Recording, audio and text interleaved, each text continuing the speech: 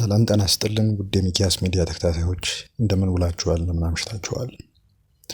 ከሳምንታት በፊት የትግራይ ክልል ጊዜያዊ አስተዳደር ፕሬዝዳንት አቶ ጌታቸው ረዳ ከሀገር መውጣታቸው በተለያዩ መገናኛ ብዙሃን ተዘግቦ ነበር።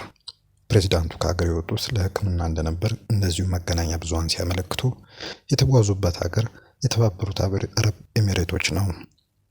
አቶ ጌታቸው ወደ አዲስ አበባ የሚመለሱት የሕክምና ሂደታቸውን ከጨረሱ በኋላ እንደሆነም ተነግሮ ነበር።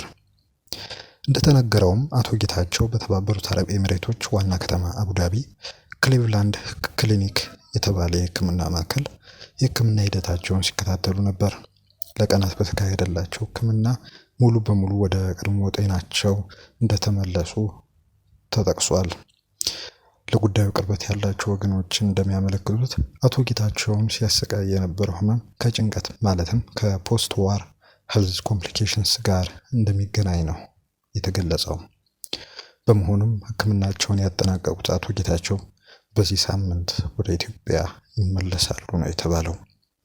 የዩቲዩብ ቻናላችንን ሰብስክራይብ፣ የደወል ምልክቱን የተጫናችሁ እንዲሁም ኮሜንት እየሰጣችሁን አብራችሁን እንድትቆዩ በክብር ጋብዘናችኋል። መልካም ጊዜ፣ መልካም ቆይታ።